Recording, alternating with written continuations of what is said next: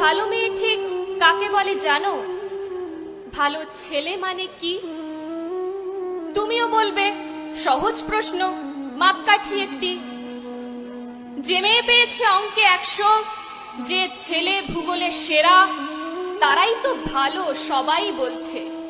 হীরের টুকরো এরা। কাগজে ওদের ছবি ছাপা হয়, টিভিতে দেখায় মুখ। ওদের জন্য আমারও তো ভাই আনন্দে ভরে বুক। তবু কেন জানো তোমাকে বলছি, দেখে শুনে পাই ভয়। শুধু এত এত নম্বর পেলে ভালো ছেলে মেয়ে হয়? আচ্ছা ধরো না, যে মেয়ে পেয়েছে অঙ্কে অনেক কম, ওর গান শুনে মুগ্ধ সবাই, হাততালি হরদম।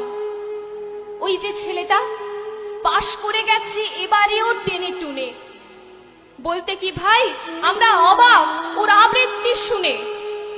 নাটকে ওর নেশা আছে খুব, পরের বিপদে ছোটে।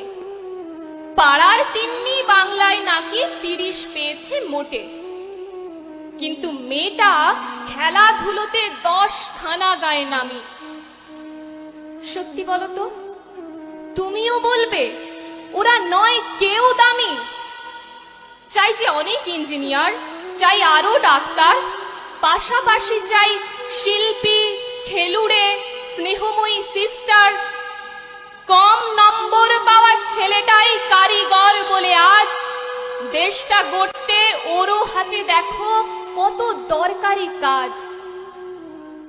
পরের দুঃখে কাতর জেমে মুখটি করেছে কালো, কম নম্বর পেয়েছে বলে কি বলবে না ওকে ভালো?